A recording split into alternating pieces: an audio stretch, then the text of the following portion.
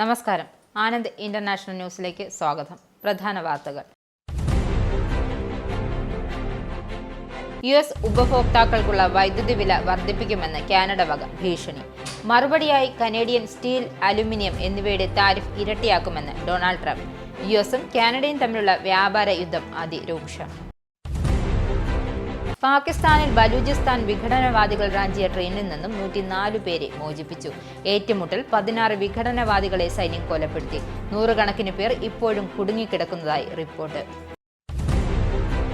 3 വർഷമായി തുടരുന്ന റഷ്യ-ഉക്രൈൻ യുദ്ധത്തിൽ നിർണായക നീക്കം. റഷ്യയുമായുള്ള യുദ്ധത്തിൽ 30 ദിവസത്തെ അടിയന്തര വെടിനിർത്തൽ അംഗീകരിക്കാൻ തയ്യാറാണെന്ന് ഉക്രൈൻ പ്രസിഡന്റ് വ്ളാഡിമിർ സെലൻസ്കി. കേന്ദ്ര ധനമന്ത്രി നിർമ്മല സീതാരാമനുമായി മുഖ്യമന്ത്രി പിണറായി വിജയൻ കൂടിക്കാഴ്ച നടത്തി. ഡൽഹി കേരള ഹൌസിൽ 50 മിനിറ്റ് നീണ്ടുനിന്ന കൂടിക്കാഴ്ചയിൽ നിർണായക റോളുമായി കേരള ഗവർണറും. യാത്രക്കാരുടെ തിരക്ക് വർദ്ധിക്കുന്നത് പരിഗണിച്ച് ഹമദ് അന്താരാഷ്ട്ര വിമാനത്താവളത്തിൽ നിന്നും ഷാർജ ഉൾപ്പെടെയുള്ള 11 നഗരങ്ങളിലേക്ക് കൂടുതൽ വിമാന സർവീസുകൾ പ്രഖ്യാപിച്ച് ഖത്തർ എയർവേസ്. പ്രഖ്യാപനം പെരുന്നാളും സ്കൂൾ അവധിക്കാലവും ഒന്നിച്ചെത്തിയതോടെ. ഗാന്ധി ഭവന് വീണ്ടും യൂസഫലിയുടെ റംസാൻ സമ്മാനം. അമ്മമാരുടെയും അച്ഛന്മാരുടെയും ക്ഷേമത്തിന് 1 കോടി രൂപ കൈമാറി. വാർത്തകൾ വിശദമായി.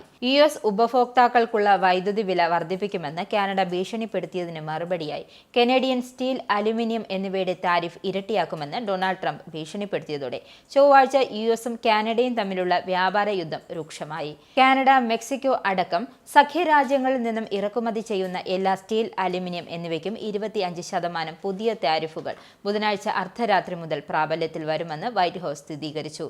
ചൊവ്വാഴ്ച രാവിലെ ട്രംപ് കനേഡിയൻ സ്റ്റീൽ, അലുമിനിയം എന്നിവയുടെ താരിഫ് 25% നിന്നും 50% ഇരട്ടിയാക്കുമെന്ന് പ്രഖ്യാപിച്ചു. ഇത് ബുധനാഴ്ച രാവിലെ മുതൽ നിലവിൽ വരും. കൂടാതെ നിരവധി US സംസ്ഥാനങ്ങളിലേക്കുള്ള വൈദ്യുതി കയറ്റുമതിയിൽ ഒന്റാറിയോ പ്രവശ്യ 25% സർചാർജ് ഏർപ്പെടുത്തിയതിന് പ്രതികാരമായി കാനഡയെ വീണ്ടും താരിഫിൽ കുരുക്കുമെന്നും ട്രംപ് മുന്നറിയിപ്പ് നൽകിയിരുന്നു. നിലവിലുള്ള വ്യാപാര ബന്ധങ്ങൾ പുതുക്കിയതിനെക്കുറിച്ച് ചർച്ച ചെയ്യാൻ US വാണിജ്യ സെക്രട്ടറി ഹോംവാർ ലുഡ്നിക് സമ്മതിച്ചതിനെ തുടർന്ന് മിഷിഗൺ, ന്യൂയോർക്ക്, മിനസോട്ട എന്നിവിടങ്ങളിലേക്കുള്ള വൈദ്യുതി കയറ്റുമതിയിൽ കാനഡയുടെ 25% താരിഫ് ചുമത്തൽ താൽക്കാലികമായി നിർത്തിവെക്കാൻ ലുഡ്നിക്കുമായി ഒരു കരാറിൽ ഏർപ്പെട്ടതായി ഒന്റാറിയോയുടെ പ്രധാനമന്ത്രി ഡഗ് ഫോർഡ് വ്യക്തമാക്കിയിരിക്കുന്നു. പാകിസ്ഥാനിൽ ബലൂചിസ്ഥാൻ വിഘടനവാദികൾ റാഞ്ചിയ ട്രെയിനിൽ നിന്നും 104 പേരെ മോചിപ്പിച്ചു. ഏറ്റുമുട്ടലിൽ 16 വിഘടനവാദികളെ സൈന്യം കൊലപ്പെടുത്തി. 100 കണക്കിന് പേർ ഇപ്പോഴും കുടുങ്ങിക്കിടക്കുന്നു.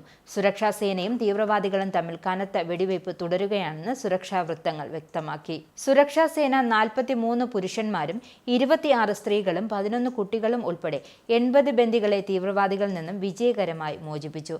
13 തീവ്രവാദികൾ കൊല്ലപ്പെട്ടു. ശേഷിക്കുന്ന യാത്രക്കാരെ സുരക്ഷിതമായി മോചിപ്പിക്കാനുള്ള ശ്രമങ്ങൾ തുടരുകയാണ്. അവസാന തീവ്രവാദിയെ നിർവീര്യമാക്കുന്നതുവരെ ഓപ്പറേഷൻ തുടരും. റഷ്യയുമായുള്ള യുദ്ധത്തിൽ 30 ദിവസത്തെ അടിയന്തര വെടിനിർത്തൽ അംഗീകരിക്കാൻ തയ്യാറാണെന്ന് ഉക്രൈൻ പ്രസിഡന്റ് വ്ളാഡിമിർ സെലൻസ്കി. 3 വർഷമായി തുടരുന്ന റഷ്യ-ഉക്രൈൻ യുദ്ധത്തിൽ നിർണായക നീക്കമായാണ് ഇതിനെ കാണുന്നത്.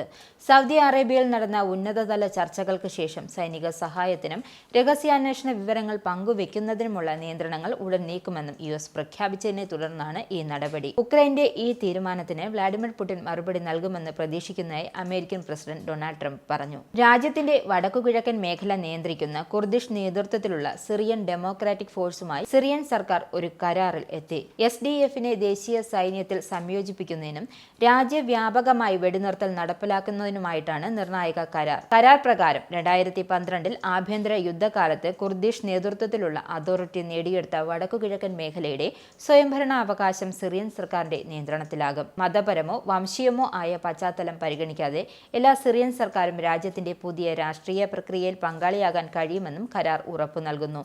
സിറിയയുടെ ഇടക്കാല പ്രസിഡന്റ് അഹമ്മദ് അൽ ഷറയ്ക്ക് ഈ കരാർ ഒരു പ്രധാന വഴിത്തിരിവാണ്.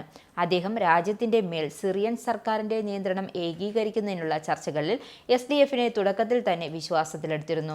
വർഷാവസാനത്തോടെ നടപ്പിലാക്കാനിരിക്കുന്ന ഈ കരാർ അതിർത്തികൾ, വിമാനത്താവളങ്ങൾ, എണ്ണപ്പാടങ്ങൾ എന്നിവ ഉൾപ്പെടെയുള്ള വടക്കു കിഴക്കൻ സിറിയയിലെ എല്ലാ പൊതുസ്ഥാപനങ്ങളെയും സിറിയൻ സർക്കാരിന്റെ നിയന്ത്രണത്തിലാകും. അസദ് ഭരണകൂടത്തിന്റെ കീഴിൽ വളരെ കാലമായി നിഷേധിക്കപ്പെട്ട കുർദിഷ് അവകാശങ്ങളും ഈ കരാർ അംഗീകരിക്കും. സ്കൂളുകളിൽ നിന്നും കുർദിഷ് ഭാഷ നിരോധിക്കുകയും കുർദിഷ് അവധി ദിനങ്ങൾ നിരോധിക്കുകയും ചെയ്ത അസദ് ഭരണകൂടത്തിന്റെ തീരുമാനങ്ങൾ റദ്ദു ചെയ്യും. ഭാവിയിൽ UK-യിൽ ബാറ്ററി വാഹനങ്ങൾ നിർമ്മിക്കാൻ പദ്ധതിയിടുന്നതായി വാഹന നിർമ്മാണ കമ്പനിയായ ടൊയോട്ടോ അറിയിച്ചു. ഇലക്ട്രിക് കാറുകളിലേക്കുള്ള പരിവർത്തനത്തിലൂടെ തങ്ങളുടെ 8 യൂറോപ്യൻ ഫാക്ടറികളും നിലനിർത്താൻ ആഗ്രഹിക്കുന്നുവെന്ന് ടൊയോട്ടോ പറഞ്ഞു. പ്രീമിയം ലെക്സസ് ബ്രാൻഡിന് കീഴിൽ ഒരു പുതിയ ഇലക്ട്രിക് മോഡലടക്കം 2 പുതിയ ഇലക്ട്രിക് മോഡലുകൾ പ്രഖ്യാപിക്കുകയും ചെയ്തു. യൂറോപ്പ് ഉൾപ്പെടെയുള്ള ചില വിപണികൾ ബാറ്ററി കാർ വിൽപ്പനയിലെ വളർച്ചയുടെ വേഗത കുറഞ്ഞതിനാൽ നിലപാട് മാറ്റിയ ടൊയോട്ടോ 2024 10.8 ദശലക്ഷം കാറുകൾ വിറ്റതിനു ശേഷം ലാഭക്കണക്കുകൾ അവതരിപ്പിച്ചിരുന്നു. ആഫ്രിക്കയിൽ ഉടനീളമുള്ള സൈനിക ഡ്രോൺ ആക്രമണങ്ങളിൽ ഏകദേശം 1000 സാധാരണക്കാർ കൊല്ലപ്പെടുകയും നൂറുകണക്കിന് പേർക്ക് പരിക്കേൽക്കുകയും ചെയ്തതായി റിപ്പോർട്ട്. ആളില്ലാത്ത ആകാശ വാഹനങ്ങളുടെ വ്യാപനം ഭൂഖണ്ഡത്തിൽ നിയന്ത്രണാതീതമായി തുടരുകയാണെന്നും റിപ്പോർട്ടിൽ വ്യക്തമാക്കുന്നു. ഈ രീതിയിൽ മാറ്റം വന്നില്ലെങ്കിൽ സായുധ ഡ്രോണുകളുടെ ഉപയോഗത്തിലൂടെ ഇനി സാധാരണക്കാർ കൊല്ലപ്പെടുന്നതിന്റെ നിരക്ക് വർദ്ധിക്കുമെന്നും റിപ്പോർട്ടിൽ ചൂണ്ടിക്കാട്ടുന്നു. ഡെത്ത് ഓൺ ഡെലിവറി എന്ന റിപ്പോർട്ടിലാണ് ആഫ്രിക്കയിലെ സായുധ ഡ്രോണുകളുടെ വളർച്ചയെക്കുറിച്ചുള്ള ഇക്കാര്യങ്ങൾ വ്യക്തമാക്കുന്നത്. US വിദ്യാഭ്യാസ വകുപ്പ് 1300ഓളം ജോലിക്കാരെ പിരിച്ചുവിടുമെന്ന് റിപ്പോർട്ട്. ഏജൻസികൾ അടച്ചുപൂട്ടാൻ ട്രംപ് തീരുമാനിച്ചതിനെ തുടർന്നാണ് ഈ നടപടി. യുണൈറ്റഡ് സ്റ്റേറ്റ്സ് വിദ്യാഭ്യാസ സമ്പ്രദായത്തിന്റെ മഹത്വം പുനഃസ്ഥാപിക്കുന്നതിനുള്ള ഒരു സുപ്രധാന ചുവടുവയ്പായാണിത്, വിദ്യാഭ്യാസ സെക്രട്ടറി ലിൻഡ മക്മഹോൻ പറഞ്ഞു. സോഷ്യൽ മീഡിയ പ്ലാറ്റ്ഫോമായ എക്സിൽ കൂടിയാണ് ലിൻഡ മക്മഹോൻ ഇക്കാര്യം വെളിപ്പെടുത്തിയത്. കഴിഞ്ഞ 7 ആഴ്ചയ്ക്കുള്ളിൽ 572 ജീവനക്കാർ കൂടി സ്വയം രാജി സ്ഥിരീകരിച്ചിട്ടുണ്ടെന്നും വകുപ്പ് വ്യക്തമാക്കി. ടെസ്ല ബഹിഷ്കരണം നിയമവിരുദ്ധമെന്ന് അമേരിക്കൻ പ്രസിഡന്റ് ഡൊണാൾഡ് ട്രംപ്. മസ്കിനെ പിന്തുണയ്ക്കാൻ താൻ പുത്തൻ ടെസ്ല വാങ്ങുകയാണെന്നും ട്രംപ് പറഞ്ഞു. കമ്പനിയുടെ ഷോറൂമുകൾക്കെതിരായ അക്രമത്തെ ആഭ്യന്തര ഭീകരതയായി മുദ്രകുത്തുമെന്നും ട്രംപ് കൂട്ടിച്ചേർത്തു. 5 വർഷത്തിനിടയിലെ ഏറ്റവും മോശം ഓഹരി വില ഇടിവ് ടെസ്ല നേരിട്ടതിനെ തുടർന്നാണ് ഈ പ്രഖ്യാപനം. സാമ്പത്തിക മാന്ദ്യഭീഷണിയും ട്രംപിന്റെ താരിഫ് പദ്ധതികളും വിപണികളെ പ്രതികൂലമായി ബാധിച്ചതോടെ തിങ്കളാഴ്ച ടെസ്ലയുടെ ഓഹരികൾ കുത്തനെ ഇടിഞ്ഞു. അന്തരിച്ച ഫുട്ബോൾ ഇതിഹാസം ഡീഗോ മറോഡോയെ ചികിത്സിച്ച മെഡിക്കൽ സ്റ്റാഫിനെതിരെയുള്ള വിചാരണ അർജന്റീൻ തലസ്ഥാനമായ ബ്യൂണസ് ഐറിസിൽ ആരംഭിച്ചു. 2020-ൽ 60 വയസ്സുള്ളപ്പോഴാണ് മറഡോണ തന്റെ വീട്ടിൽ ഹൃദയാഘാതം മൂലം മരണമടഞ്ഞത്. ആ മാസം ആദ്യം തലച്ചോറിലെ രക്തം കട്ടപിടിച്ചതിനെ തുടർന്നുണ്ടായ ശസ്ത്രക്രിയയ്ക്ക് ശേഷം അദ്ദേഹം വീട്ടിൽ സുഖം പ്രാപിച്ചു വരികയായിരുന്നു. മറഡോണയുടെ മരണം ഒഴിവാക്കാമായിരുന്നുവെന്നും ആശുപത്രി ജീവനക്കാരുടെ മെഡിക്കൽ അശ്രദ്ധയാണ് ഇതിന് കാരണമെന്നും പ്രോസിക്യൂട്ടർമാർ ആരോപിക്കുന്നു. മറഡോണ കൂടുതൽ ചികിത്സ നിരസിച്ചുവെന്നും ശസ്ത്രക്രിയയ്ക്ക് ശേഷം കൂടുതൽ കാലം ആശുപത്രിയിൽ തുടരണമെന്നും പ്രതികൾ പറയുന്നു. സാധ്യമായ ഉദ്ദേശത്തോടെയുള്ള കൊലപാതകം എന്ന കുറ്റം ചുമത്തിയാൽ 8 മുതൽ 25 വർഷം വരെ കഠിന തടവ് ലഭിക്കും. മറഡോണയുടെ മരണക്കിടക്കയായിരുന്ന ഹൊറർ തിയേറ്ററിൽ മെഡിക്കൽ ടീമിന്റെ ഒരു അംഗവും ചെയ്യേണ്ട കാര്യങ്ങൾ ചെയ്തില്ല എന്നതിന് ശക്തമായ തെളിവുകൾ സമർപ്പിക്കാൻ ഉദ്ദേശിക്കുന്നതായി പ്രോസിക്യൂഷൻ ഒരു പ്രസ്താവനയിൽ പറഞ്ഞു. യൂറോപ്യൻ യൂണിയൻ രാജ്യമായ പോർച്ചുഗൽ 3ാമത്തെ പൊതുതിരഞ്ഞെടുപ്പ് നടന്നു. ന്യൂനപക്ഷ സർക്കാരിന് പാർലമെന്റിൽ വിശ്വാസ വോട്ടെടുപ്പ് നഷ്ടപ്പെട്ടതിനെ തുടർന്ന് രാജിവെക്കേണ്ട സാഹചര്യം ഉണ്ടായതോടെയാണ് പൊതുതിരഞ്ഞെടുപ്പിന് വഴി ഒരുങ്ങുകയായിരുന്നു. കൃത്യമായ വോട്ടെണ്ണൽ ഉടനടി ലഭ്യമല്ലെങ്കിലും വലതുപക്ഷ സർക്കാർ പരാജയപ്പെട്ടതായി പാർലമെന്റിലെ സ്പീക്കർ ജോസ് പെഡ്രോ അഗ്യൂറൽ ബോംഗ്രോ പറഞ്ഞു. സോഷ്യൽ ഡെമോക്രാറ്റിക് പ്രധാനമന്ത്രി ലൂയിസ് മോണ്ടിനെഗ്രോയുടെ നയങ്ങൾ രാജ്യത്ത് അനിശ്ചിതത്വം ഉണ്ടാക്കിയതിനെ തുടർന്നാണ് വിശ്വാസ വോട്ടെടുപ്പ് ആവശ്യപ്പെട്ടത്. ഹമാസുമായുള്ള US പ്രതിനിധിയുടെ രഹസ്യ ചർച്ചകൾ ഇസ്രയേൽ പ്രധാനമന്ത്രി ബെഞ്ചമിൻ നെതന്യാഹു ഭരണകൂടത്തെ ചൊടിപ്പിച്ചു എന്ന് റിപ്പോർട്ട്. ഇസ്രയേൽ ഉൾപ്പെടാത്ത ചർച്ചകളിൽ ഹമാസ് വെടിനിർത്തലും തടവുകാരുടെ കൈമാറ്റവും നിർദ്ദേശിച്ചു എന്ന് US പ്രതിനിധി ആദം ബ്ലോഹർ പറഞ്ഞു. ബന്ദിയാക്കൽ കാര്യങ്ങൾ ചുമതലയുള്ള US പ്രസിഡന്റ് പ്രതിനിധിയായ ആദം ബ്ലോഹർ ഇസ്രയേലി പബ്ലിക് ബ്രോഡ്കാസ്റ്ററായ ക്യാൻ ന്യൂസിനോട് പറഞ്ഞതാണ് ഇക്കാര്യങ്ങൾ. ഏതെങ്കിലും ഉൽപ്പന്നമോ വാണിജ്യ വസ്തുവോ പരസ്യം ചെയ്യുന്നതിന് പള്ളികൾ ഉപയോഗിക്കുന്നത് നിരോധിച്ചുകൊണ്ട് മന്ത്രാലയത്തിന്റെ ഇഫ്ത അതോറിറ്റി പുറപ്പെടുവിച്ച ഫത്വ പാലിക്കാൻ ഇമാമുമാരോടും മുഅദ്ദീനുകളോടും ആവശ്യപ്പെട്ട് കുവൈറ്റ് ഇസ്ലാമിക് കാര്യ മന്ത്രാലയം.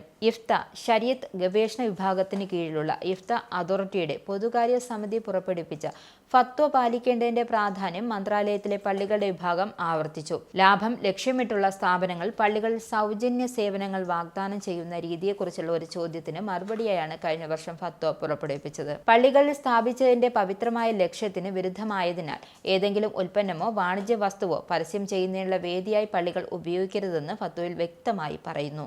യാത്രക്കാരുടെ തിരക്ക് വർദ്ധിക്കുന്നത് പരിഗണിച്ച് ഹമദ് അന്താരാഷ്ട്ര വിമാനത്താവളത്തിൽ നിന്നും ഷാർജ ഉൾപ്പെടെയുള്ള 11 നഗരങ്ങളിലേക്ക് കൂടുതൽ വിമാന സർവീസുകൾ പ്രഖ്യാപിച്ച് ഖത്തർ എയർവേസ്. പെരുന്നാളും സ്കൂൾ അവധിക്കാലവും ഒന്നിച്ചെത്തുന്നതോടെയാണ് തിരക്കേറുന്നത്. 170-ലേറെ സ്ഥലങ്ങളിലേക്കാണ് നിലവിൽ ഖത്തർ എയർവേസ് ദോഹയിൽ നിന്നും സർവീസ് നടത്തുന്നത്. ഇപ്പോൾ പല സ്ഥലങ്ങളിലേക്കുമുള്ള സർവീസുകൾ വർദ്ധിപ്പിച്ചിരിക്കുകയാണ്. ഒമാനിലേക്ക് അനധികൃതമായി പ്രവേശിച്ച നിരവധി വിദേശികളെ റോയൽ ഒമാൻ പോലീസ് പിടികൂടി. 25 ഏഷ്യൻ പൗരന്മാർ പൗരന്മാരെയാണ് റോയൽ ഒമാൻ പോലീസ് അറസ്റ്റ് ചെയ്തത്.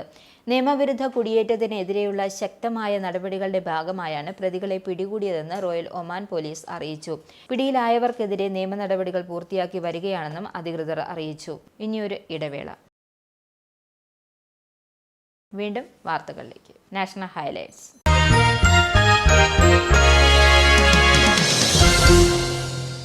കേന്ദ്ര ധനമന്ത്രി നിർമ്മല സീതാരാമനുമായി മുഖ്യമന്ത്രി പിണറായി വിജയൻ കൂടിക്കാഴ്ച നടത്തി. ഡൽഹി കേരള ഹൗസിലായിരുന്നു കൂടിക്കാഴ്ച. വയനാട് ധനസഹായത്തിന്റെ കാലാവധി നീട്ടണം, പ്രത്യേക പാക്കേജ് അനുവദിക്കണം, ആശാ വർക്കർമാർക്കുള്ള സഹായം, വിഴിഞ്ഞം പദ്ധതിക്കുള്ള കേന്ദ്ര സഹായം, GST പ്രശ്നങ്ങൾ തുടങ്ങിയവ മുഖ്യമന്ത്രി ചർച്ച ചെയ്തു എന്നാണ് റിപ്പോർട്ട്. കൂടിക്കാഴ്ച 50 മിനിറ്റ് നീണ്ടുനിന്നു. ഗവർണറുടെ സാന്നിധ്യത്തിൽ നടന്ന ചർച്ചകൾ ഊഷ്മളമായിരുന്നു എന്ന് മുഖ്യമന്ത്രി എക്സിൽ കുറിച്ചു.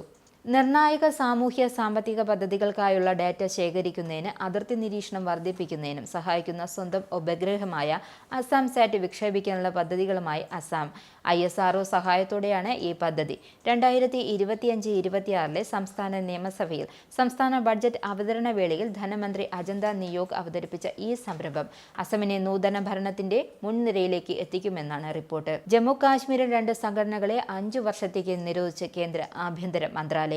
മിർഡവായസ് ഉമർ ഫാഗൂർ നേതൃത്വം നൽകുന്ന അവാമി ആക്ഷൻ കമ്മിറ്റി, മസ്രൂ അബ്ബാസ് അൻസാരി നേതൃത്വം നൽകുന്ന ജമ്മു കാശ്മീർ ഇത്തിഹാദുൽ മുസ്ലിമീൻ എന്നീ സംഘടനകൾക്കാണ് 1967 UAP നിയമം അനുസരിച്ച് 5 വർഷത്തെ നിരോധനം ഏർപ്പെടുത്തിയത്. ഈ സംഘടനകൾ ഇന്ത്യയുടെ പരമാധികാരത്തിനും അഖണ്ഡതയ്ക്കും സുരക്ഷയ്ക്കും ഭീഷണി ഉയർത്തുന്ന പ്രവർത്തനങ്ങൾ ഏർപ്പെടുന്നുവെന്ന് ആഭ്യന്തര മന്ത്രാലയം വ്യക്തമാക്കി. ഇനി Kerala highlights. CPM general secretary സ്ഥാനത്തേക്കുള്ള ചർച്ചകൾ തുടങ്ങിയില്ലെന്നും മുതിർന്ന നേതാക്കൾക്ക് സൂചന നൽകി.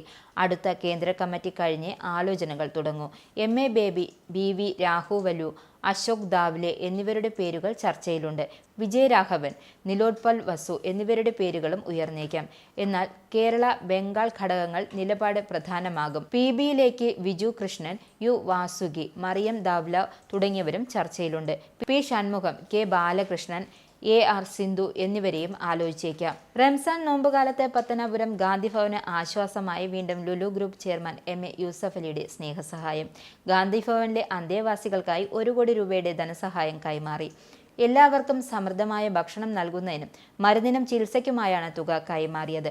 MA യൂസഫ് അലിക്ക് വേണ്ടി secretary EA Harish, Lulu group regional director Joy Shadanandan, Lulu group India middle coordinator NB Swaraj എന്നിവർ ഗാന്ധിഭവനിലെത്തിയാണ് 1 കോടി രൂപയുടെ DD ഗാന്ധിഭവന് കൈമാറിയത്. Fair exports general manager Muhammad Rafi, Thiruvananthapuram Lulu mall public relations manager Suraj Ananthakrishnan എന്നിവരും ഒപ്പമുണ്ടായിരുന്നു. 1500ഓളം അന്തേവാസികളാണ് പത്തനാപുരം ഗാന്ധി ഭവനിലുള്ളത്. റംസാൻ കാലത്തും തുടർന്നും 1 വർഷത്തേക്കുമുള്ള ഭക്ഷണത്തിനും ചികിത്സയ്ക്കുമായാണ് 1 കോടി രൂപയുടെ ധനസഹായം ഓരോ വർഷവും ഗാന്ധിഭവന് യൂസഫ് അലി നൽകി വരുന്നത്. കടുത്ത സാമ്പത്തിക പ്രതിസന്ധികളിൽ നിന്നും മുക്തി നേടുന്നതിനൊപ്പം റംസാൻ കാലത്ത് വലിയ ആശ്വാസമാകുന്നത് കൂടിയാണ് ഈ സഹായമെന്ന് ഗാന്ധിഭവൻ സ്ഥാപകനും മാനേജിംഗ് ട്രസ്റ്റുമായ പുനരൂർ സോമരാജൻ പറഞ്ഞു. ഗാന്ധിഭവനിലെ അമ്മമാർക്കായി 15 കോടിയിലധികം രൂപ ചെലവഴിച്ച് അത്യാധുനിക സൗകര്യങ്ങളുള്ള ബഹുനില മന്ദിരം യൂസഫ് അലി നിർമ്മിച്ചു നൽകിയിരുന്നു. തുടർന്ന് ഗാന്ധിഭവനിലെ പുരുഷ വയോജനങ്ങൾക്കായി അദ്ദേഹം നിർമ്മിച്ചു നൽകുന്ന ബഹുനില മന്ദിരത്തിന്റെ നിർമ്മാണവും ഗാന്ധിഭവനിൽ പുരോഗമിച്ചു വരികയാണ്. UK പൗണ്ട് ഇന്നത്തെ മൂല്യം 1 പൗണ്ട് 112.75 ഇന്ത്യൻ രൂപ, $1 87.23 ഇന്ത്യൻ രൂപ, €1 95.05 ഇന്ത്യൻ രൂപ, 1 പൗണ്ട് $1.29. ഇനി സ്പോർട്സ്.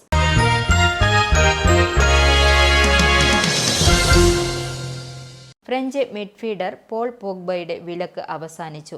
താരത്തിന് ഇന്നു മുതൽ ഫുട്ബോൾ കളത്തിലേക്ക് മടങ്ങിയെത്താം. ഉത്തേജക മരുന്ന് പരിശോധനയിലാണ് താരം കുടുങ്ങുന്നതും 4 വർഷം വിലക്ക് ലഭിക്കുന്നതും. ഒടുവിൽ കോടതിയിലെ നിയമ പോരാട്ടത്തിനൊടുവിൽ താരത്തിന്റെ വിലക്ക് 18 മാസമായി ചുരുക്കിയിരുന്നു. കഴിഞ്ഞ വർഷം നവംബർ 15-ന് യുവൻസ് പോഗ്ബയുടെ കരാർ റദ്ദാക്കിയിരുന്നു. എന്നാൽ ഈ 31-കാരന് യുവൻസുമായുള്ള കരാർ നിലനിർത്താനാണ് ആഗ്രഹം. പ്രധാന വാർത്തകൾ ഒരിക്കൽ കൂടി. US ഉപഭോക്താക്കൾക്കുള്ള വൈദ്യുതി വില വർദ്ധിപ്പിക്കുമെന്ന് കാനഡ വക ഭീഷണി. മറുപടിയായി കനേഡിയൻ സ്റ്റീൽ, അലുമിനിയം എന്നിവയുടെ താരിഫ് ഇരട്ടിയാക്കുമെന്ന് ഡൊണാൾഡ് ട്രംപ്.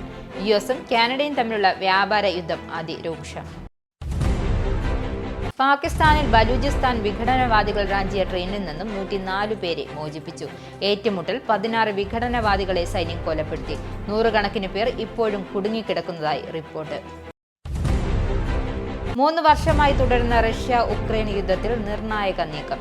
റഷ്യയുമായുള്ള യുദ്ധത്തിൽ 30 ദിവസത്തെ അടിയന്തര വെടിനിർത്തൽ അംഗീകരിക്കാൻ തയ്യാറാണെന്ന് ഉക്രൈൻ പ്രസിഡന്റ് വ്ളാഡിമിർ സെലൻസ്കി. കേന്ദ്ര ധനമന്ത്രി നിർമ്മല സീതാരാമനുമായി മുഖ്യമന്ത്രി പിണറായി വിജയൻ കൂടിക്കാഴ്ച നടത്തി. ഡൽഹി കേരള ഹൌസിൽ 50 മിനിറ്റ് നീണ്ടുനിന്ന കൂടിക്കാഴ്ചയിൽ നിർണായക റോളുമായി കേരള ഗവർണറും. യാത്രക്കാരുടെ തിരക്ക് വർദ്ധിക്കുന്നത് പരിഗണിച്ച് ഹമദ് അന്താരാഷ്ട്ര വിമാനത്താവളത്തിൽ നിന്നും ഷാർജ ഉൾപ്പെടെയുള്ള 11 നഗരങ്ങളിലേക്ക് കൂടുതൽ വിമാന സർവീസുകൾ പ്രഖ്യാപിച്ച് ഖത്തർ എയർവേസ്. പ്രഖ്യാപനം പെരുന്നാളും സ്കൂൾ അവധിക്കാലവും ഒന്നിച്ചെത്തിയതോടെ. ഗാന്ധി ഭവന് വീണ്ടും യൂസഫ് അലിയുടെ റംസാൻ സമ്മാനം. അമ്മമാരുടെയും അച്ഛന്മാരുടെയും ക്ഷേമത്തിന് 1 കോടി രൂപ കൈമാറി. ഈ ബുള്ളറ്റിൻ ഇവിടെ സമാപിക്കുന്നു. നമസ്കാരം. നിങ്ങൾക്കും ആനന്ദ് മീഡിയയുടെ പ്രേക്ഷകരിൽ ഒരാളാകണ്ടേ? യൂറോപ്പിലും US-ലും ആഫ്രിക്കയിലും അടക്കം പ്രവാസികൾ ഉള്ളയിടങ്ങളിലൊക്കെ ജനപ്രിയ ചാനലുമായി ആനന്ദ് മീഡിയ ഒപ്പമുണ്ട്. ഏഷ്യാനെറ്റ് ഫ്ലവേഴ്സ് അടക്കം നിങ്ങളുടെ വിരൽത്തുമ്പിലെത്തും. ആദ്യം റോക്കു ബോക്സ് സ്വന്തമാക്കുക. അതിൽ നിന്നും ആനന്ദ് മീഡിയ ആപ്ലിക്കേഷൻ ഡൗൺലോഡ് ചെയ്യുക, ഇൻസ്റ്റാൾ ചെയ്യുക. എന്നിട്ട് 02085866511 എന്ന നമ്പറിൽ ഞങ്ങളുടെ കസ്റ്റമർ കെയറിൽ ബന്ധപ്പെടുക. അല്ലെങ്കിൽ +91 735 660 3747 എന്ന നമ്പറിൽ വാട്സപ്പ് ചെയ്യുക. ആനന്ദ് മീഡിയയുടെ സേവനങ്ങൾ സ്വന്തമാക്കുക. മറ്റു ചാനലുകൾക്കൊപ്പം ആനന്ദ് TVയും എൻജോയ് ചെയ്യുക.